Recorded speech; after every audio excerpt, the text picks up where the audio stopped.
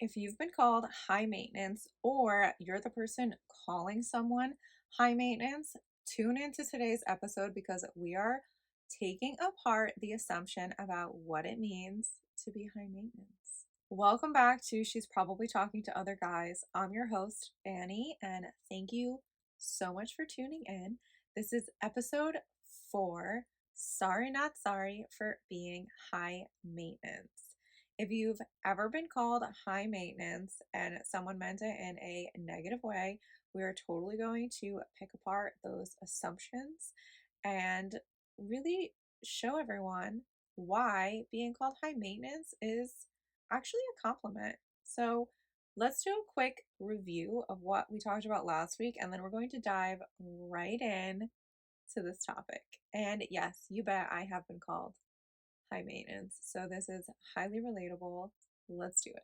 Last week's episode was all about who gets access to the personal details in your life. So, who are we sharing things with? Why are we sharing things with these people? And should we really be sharing as much as we are with them? So, if you haven't heard that episode yet, that is episode number 3 and it's titled Not Everyone Deserves a Front Row Seat to Your Life. Just a friendly reminder, I am not a therapist, psychologist, or expert in human behavior. Everything shared here is based on personal experience, opinions, and a lot of conversations over coffee with friends. If you're struggling with something deeper, I always recommend seeking professional help in chatting with a licensed professional. This is a judgment-free, assumption-checking zone, so take what resonates with you and leave the rest. The first assumption that we're going through is that if you are considered high maintenance, you're considered selfish. Wanting to look and feel your best, it doesn't mean you're selfish. It means you're more intentional. I've been called high maintenance before, and I used to see it as like an insult because when people would call you high maintenance, it was like in my mind, it was kind of aiming at the idea that you're difficult. And I would find that as like very insulting because it's not difficult. It's just like living very intentionally. So I know what I want. I know when I want it. And if I want it that bad, I'm going to figure out how to get what I want. Right. Not really much of a settler at all. There are times where I have settled for like various things in life, including like we can go to like a relationship kind of idea as well. And I realized sometimes, depending on what the situation was, that I settled like too quickly and I realized it soon. So I was able to make adjustments. And other times it took me a while to realize that I was settling and just I totally needed to change things up because settling is not my vibe. Because again, I'm trying to be intentional. So when I think about being intentional about what I want in my life, I'm going to use this example. I don't eat fast food, right? One, I don't feel good if I eat it. I try not to have greasy food. I have tummy troubles. So I know the foods that are going to mess with me. And if I'm out with someone and they want to get fast food, I will always like encourage them, no, like if you want it, you can get it, but I'm not going to get anything. And that's totally okay. I would rather not eat something than settle and eat something because that's what everybody else wanted. So again, in a sense, yeah, I've been called high maintenance before because they assume that like I don't want it because I don't think it's good enough for me. But that's not really it. It's just more I don't want to deal with the aftermath of having a stomach ache or my skin's going to break out because the food was really greasy and I know that my skin breaks out when I eat greasy food. For me, it's not being selfish. It's not being rude in any way. It's just I know that that's not going to work for me. So you do you, I'm going to do me, and we're cool. Wanting to look and feel your best doesn't mean that you're selfish. People who watch and engage in a lot of social media activity, there's a lot going on where people are sharing their morning routines or routines throughout the day, fitness routines, wellness routines, this and that. And there's just like so much content being pushed out and absorbed that At the end of the day, you need to choose obviously what's right for you. Like I know my routines don't work for everyone. Um but this is where I'm kind of tuning into it being selfish. I take a lot of time in my routines and curating my routines, and I also take a lot of time to make sure that my routines are not disturbed. So, if somebody wants to schedule something with me, I try my absolute hardest to schedule it around my routines that I have. Not because I'm being selfish, because I want to show up as my best self for someone. So, in order for me to do that, I do not want to have chaos, because chaos means that I'm going to show up unprepared. I'm going to show up not being my best self in the moment. And I don't want that, because then for me, that's disappointing the other person. So, if I cave and give up my time that I usually use for my routines, then I know that a little bit of me is going to be off if I have a meeting at that time instead. And I don't think that people get that all the time. And it's not necessarily something that I feel like needs to be shared about, like, why you're being very specific and limited with your time, because I don't feel that I need to explain to everyone. Like, if it's my best friend, I'll tell her, but I don't feel that I need to explain to everyone that no, I cannot meet you at this time because I am in my sauna blanket. And if I don't sweat my soul out in my sauna blanket and then take my cold shower and then put my red light face mask on and then put my red light neck and hands on in my routine, right? That makes me feel good. That makes me feel confident. That helps me set the mood. If I don't do those things, I'm not going to show up as my best self for you. And for me to go through that entire explanation is just so unnecessary. So, again, not being selfish, being selective, and I'm being intentional in order for me to show up as my best self for you. Let's tie a little bit of that into the assumption of you expect people to cater to you. So again, I'm not expecting someone to necessarily like arrange their entire life to be able to meet my timeline. I'm willing to meet halfway somewhere. But again, if it's a conversation of when can we arrange a meeting, I think that that goes both ways, because that person probably has things that they don't want to miss either. So it's just more about being really clear and being really intentional in saying, okay, well, I can't meet you at this time, but I can meet you at these times. Do any of these work for you? It's not necessarily that I'm trying to make your life difficult, or I'm not trying to make you solely work around my schedule. I've absolutely interacted with people who are like that, and I never liked how it made me feel. I think that that's important, is to not so quickly give up on things that you care about. See if there is wiggle room when you meet with someone. But again, that's what comes off sometimes as being quote unquote high maintenance, because no, I'm not going to drop everything for you. When I was really, I'm a recovering people pleaser. When I was like hardcore people pleasing all the time, I would literally drop everything for people who would never consider dropping anything for me when I needed it. And I think that that was like a huge problem. And that's why I love finding happy mediums for people. Let's talk for one quick second before we move on to the next assumption. Sometimes people confuse self respect with self centeredness. So the assumption would be you make everything about you. Um, when it comes to self respect, I feel like individually, you really need to maybe not sit down, but you need to decide, okay, what are things I'm going to allow in my life? And what are things that are going to be an absolutely like hard pass? And yeah, again, I feel like the phrase today is like wiggle room. You can have some wiggle room in there. I'm going to talk from my experience. I know things that I'm going to allow into my life. I know people that I'm going to allow into my life. I also know things and people that are not going to take one step into my life ever again. So I have very clear boundaries with certain things and certain people. And In order to have self-respect for yourself, you have to know what those lines are. And if you don't know yet, that's okay.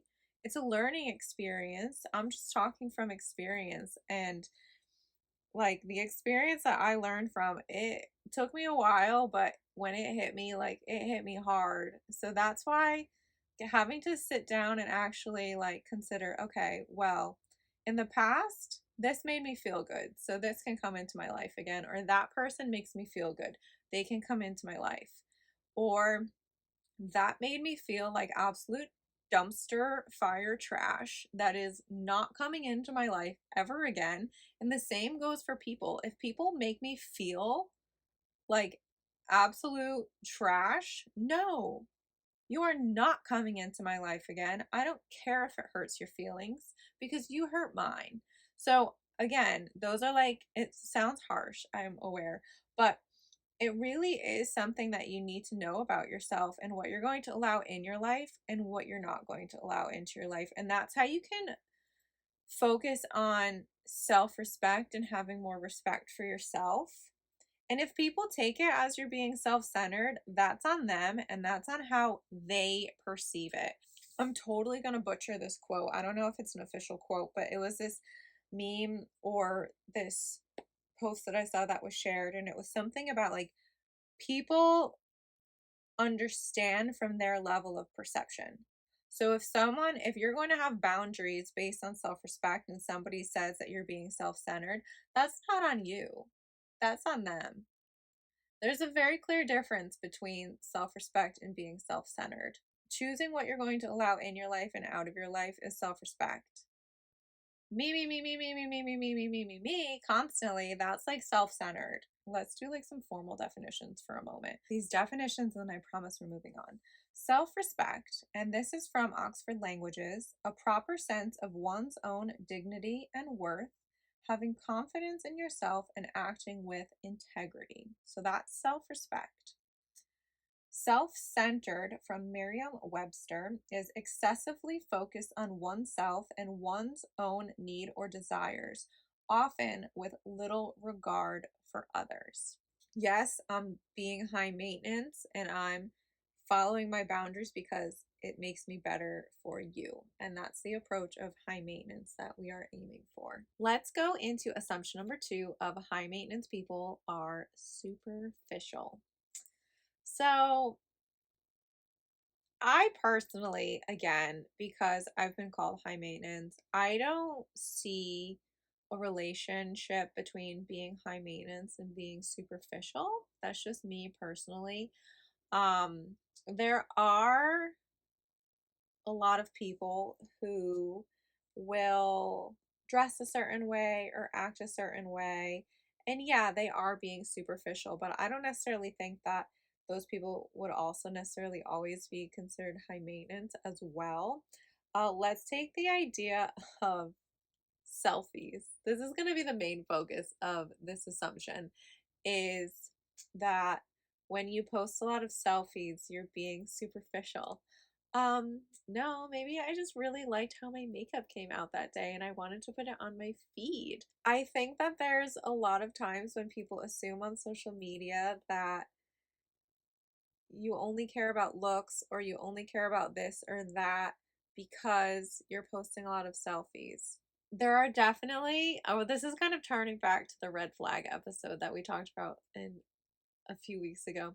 So when you go on a guy's Instagram account and it's mostly gym pictures and they're like mostly shirtless photos and things like that, I feel like the assumption goes towards like, oh, he's self-centered, or oh, I feel like people tend to like relate that to like being, I don't know, do I need to bleep out douchebag?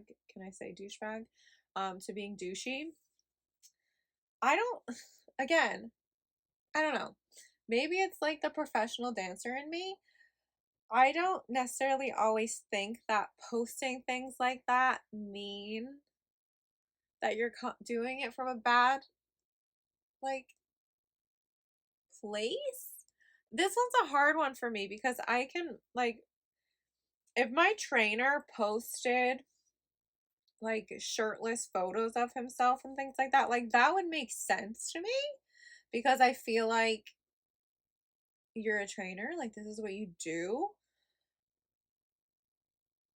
And if this is like something that you notice is what someone constantly posts, then I feel like that's just what they post. Like on my account, there are so many like bikini photos of me wearing bikinis or videos of me in bikinis.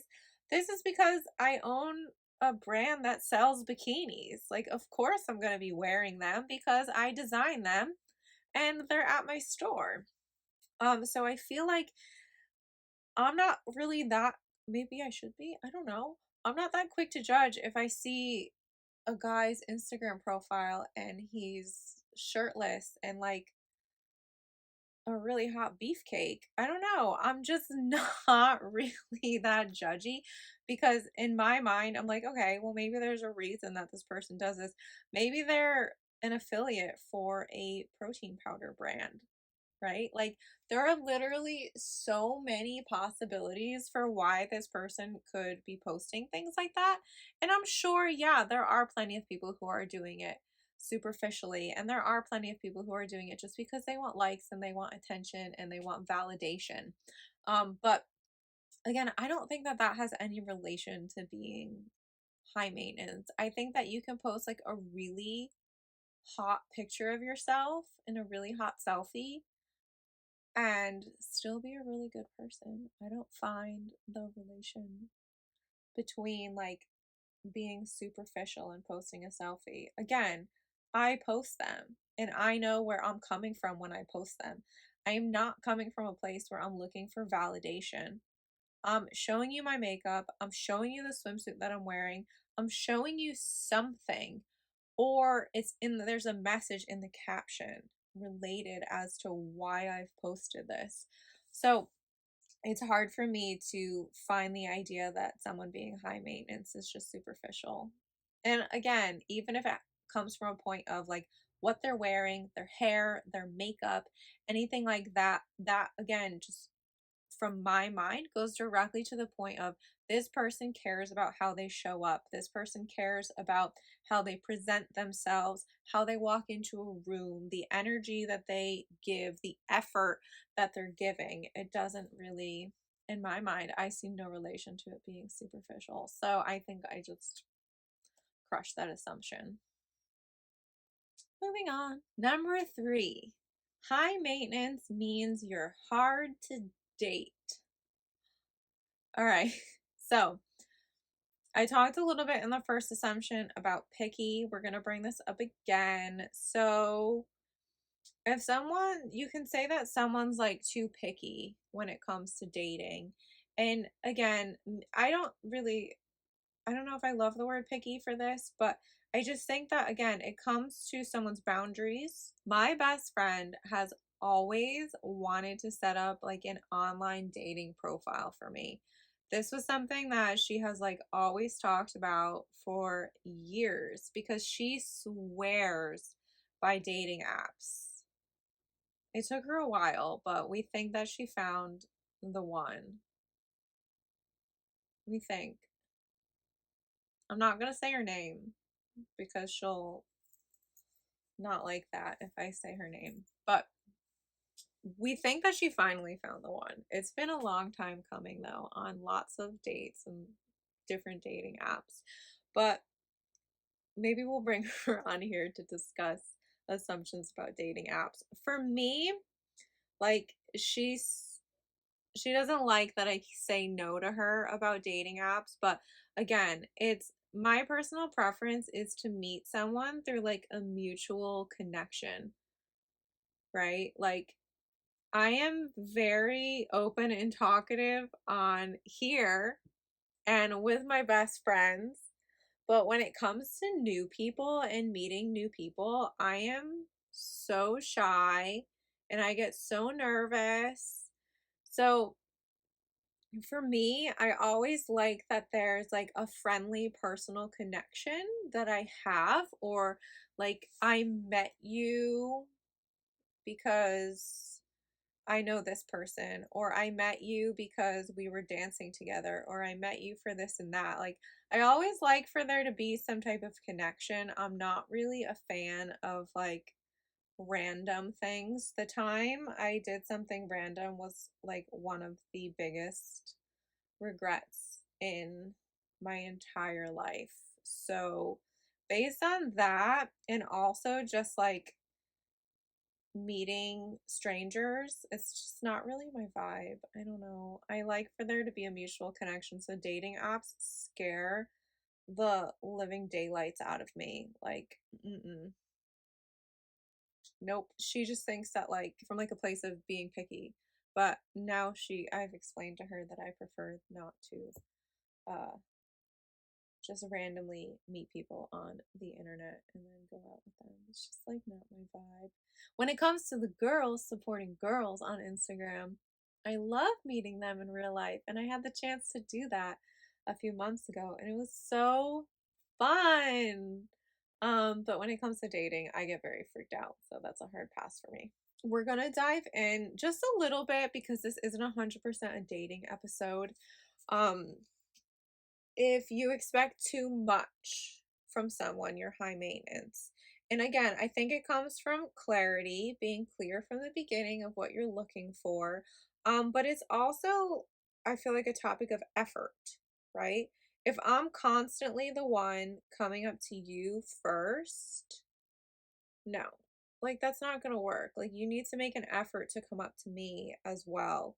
I feel like in the beginning, like, let's just talk from like me personally. In the beginning, I don't generally make the first move. One, I'm very nervous. Two, I have literally zero idea what your situation is. And three, I get scared of what people's reaction is going to be. Because I think I've said this before in a different episode. I know that I can come across as like very bold once I like start talking to someone.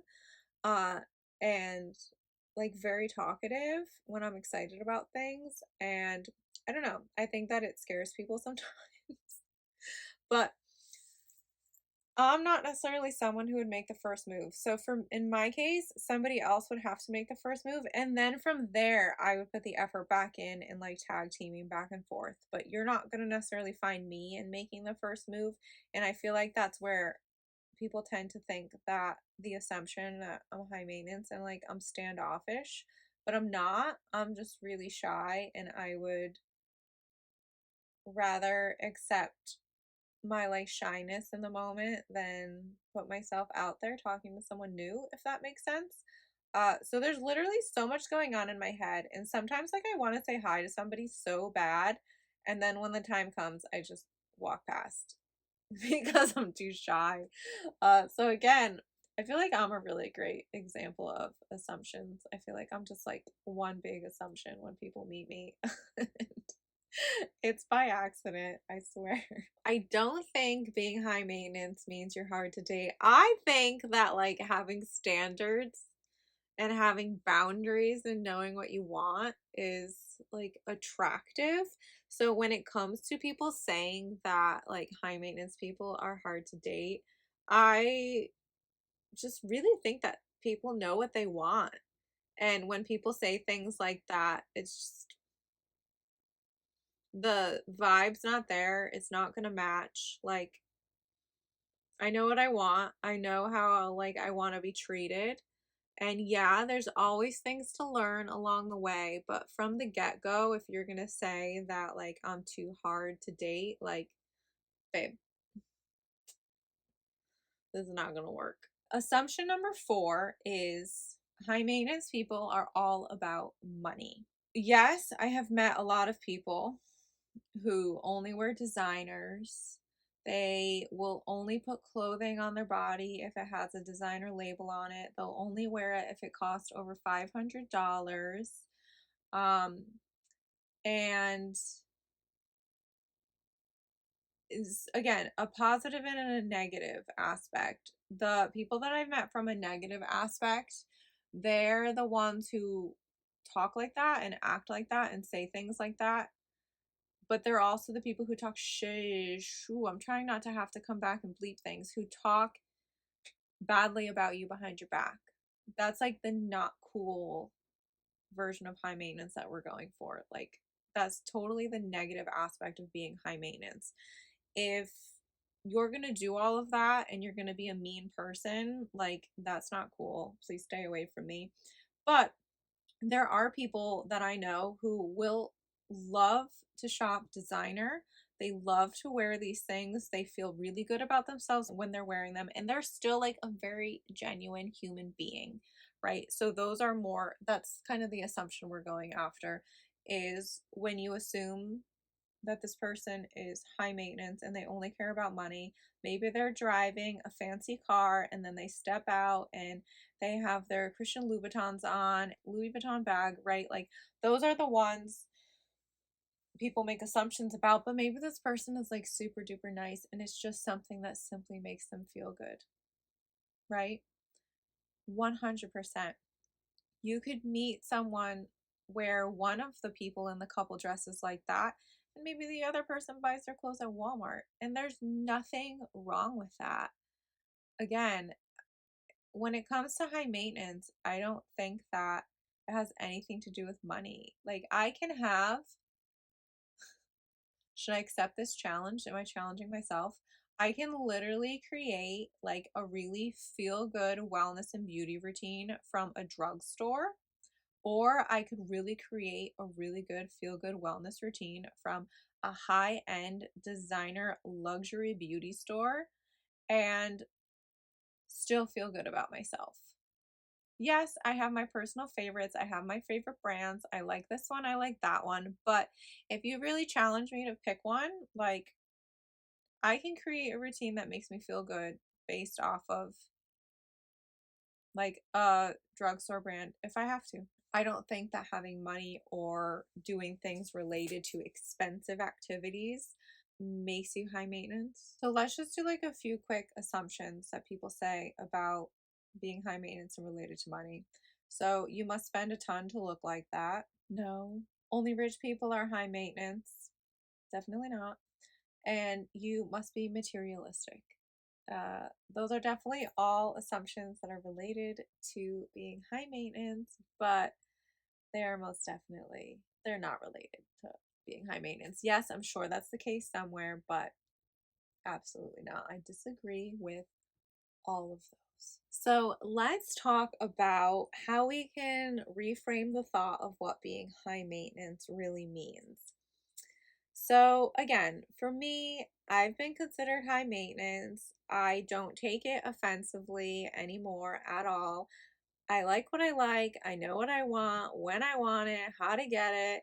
Like, that is just, for me, those are the standards that I have. I'm being intentional with what I allow into my life.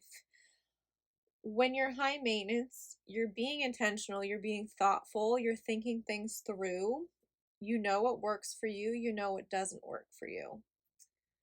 You're holding high standards, not just for yourself, but for others as well. So you know the people you're going to associate with, who you're going to hang out with, and the kind of energy that you're going to tolerate around you. You're not going to necessarily maybe hang out with the same circles anymore, or maybe you were hanging out with someone and then they did something that was like totally out of your comfort zone, or totally not the same vibe as the standards that you have for yourself. And that's okay if you're going to cut that person off now, right? You're just trying to maintain your standards and you do you. High maintenance is prioritizing your self-worth. So you're taking care of yourself. You know what you're going to accept in your life. Effort. So you put effort where you want to put effort. You know what you want to put your effort and your time into versus things that you don't want to. I'm going to use like a kind of, well, I'm going to call it a silly example. Someone had a conversation with me about like learning how to climb the rope at the gym. I literally have zero interest in learning how to climb the rope. I don't care if I can do it. I have no desire to do it. It does not fit in my goals, and I don't really care to put effort into something like that because at the end of the day, it literally is not going to make me feel better about myself if I can climb a rope or if I can't climb a rope. The response from this person was when I said, "Oh, no, I'm good," something along the lines like that. They were like, "Oh, well, not with that attitude, you're not." So that conversation kind of gave this person this idea that I don't know, maybe I was lazy, maybe I was like slacking. I don't know, but like I don't want to climb the rope. There are so many other things I would prefer to put my effort into and learn how to do um physically. Like I'm gonna say secretly for a moment. I'm not gonna tell you what it is because I'm still looking around for classes and something. But there is something that like I'm really interested in trying. So like for example, I'm putting my effort in figuring out how to learn this other skill, right? Because I don't care. Not an ounce of me wants to climb the rope. I don't care. But this other activity that I have in mind, I really want to try it. So, yeah, I'm going to put my effort into figuring that out and trying to do that instead because that's something that I want to do.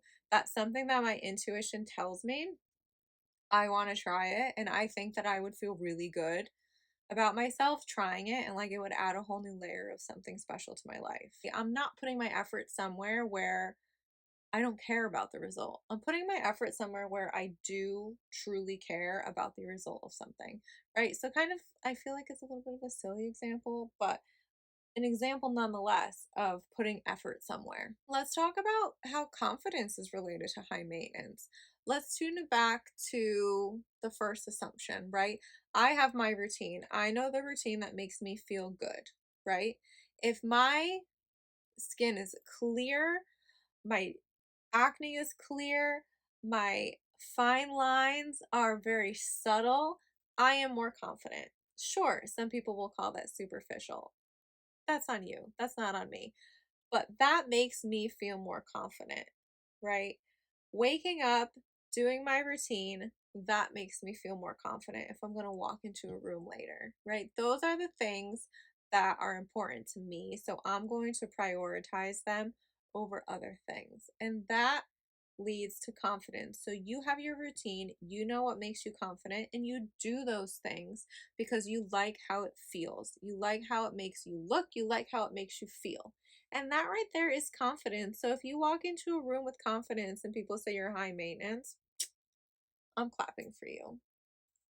They can judge you, but we don't like them if they judge you like that. I also feel like high maintenance, we're gonna like make a positive little code about this. So high maintenance means that you have your ish together or you're working on getting your ish together because again, you have a goal, you have something set in mind, you know it's gonna work and you're gonna do it because that's what you're trying to make happen in your life. So if being high maintenance offends other people, then they're not meant to be in your life.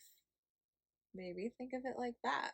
Let's wrap up this episode and some takeaways. So, if someone says you're too much, maybe they're just not to be meant to be in your life, right? Maybe they're not going to respect your boundaries. Maybe these people are going to talk about you behind your back, but if somebody says you're too much, and all you're doing is being yourself, then I personally don't think those people have a place in your life. Because if you're just being yourself and they're telling you you're too much, like for me, that's like whether it's friendship or relationship or like acquaintance or coworker, that's like a red flag and I would steer clear.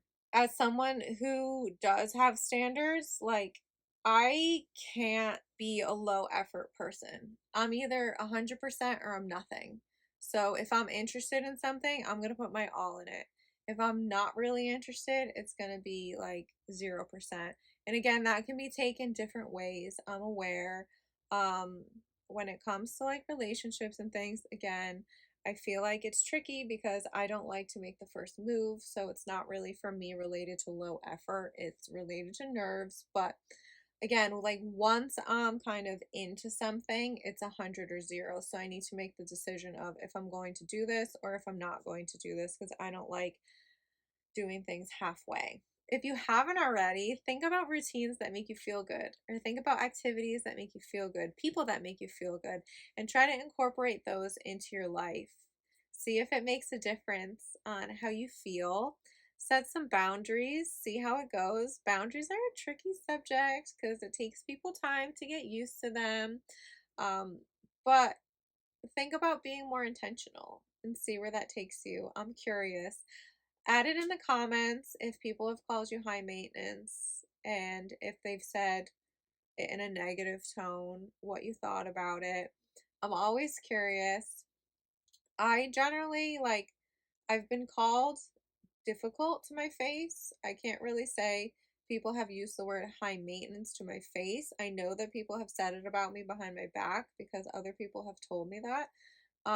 But if someone calls you that, think of it as a compliment because having standards and having boundaries is, in my opinion, always a really good thing. Next week, the title of the episode is Behind the Curtain of Overnight Success.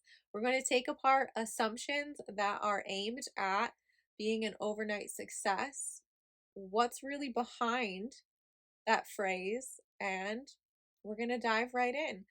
Thank you so much for tuning in. Follow along here and on Instagram. I cannot wait to talk to you next week.